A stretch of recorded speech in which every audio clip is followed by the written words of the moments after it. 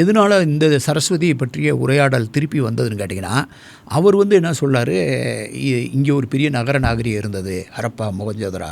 அது ரொம்ப உயர்ந்த நாகரிகமாக இருக்குது, குப்பை தொட்டி இருக்குது, ரோடு இருக்குது, தெருக்கள் நல்லா இருக்குது, வடிகால் வசதி எல்லாம் இருக்குது, இதோட ஒரு நகரம் இருந்துன்னு சொல்லவும், அது அப்படின்னா என்னாகும், இந்த பண்பாடு இந்த இந்தியாவில் நாகரிகங்களே வேதத்துலேருந்து தான் வந்துச்சு, அதுக்கு பின்னால் தான் தொடங்குச்சு, இங்கே இருந்தவங்களாம் காட்டுமிராண்டியாக இருந்தாங்கன்னு சொல்கிற ஒரு கற்பிதத்தில் ஒரு கிட்டத்தட்ட ஒன்று அணுகுண்டு போட்டான் அல்லது ஆப்பு வச்சான்னு எது வேணாலும் நீங்கள் எடுத்துக்கலாம், டிபெண்டிங் ஆன் யுவர் இருந்திருக்காங்க அப்படிங்கிறத சொல்லவும். அப்போ நீங்கள் இதுக்கு ஏற்கனவே அதுக்கு ஒன்று கண்டுபிடிக்கணும்ல.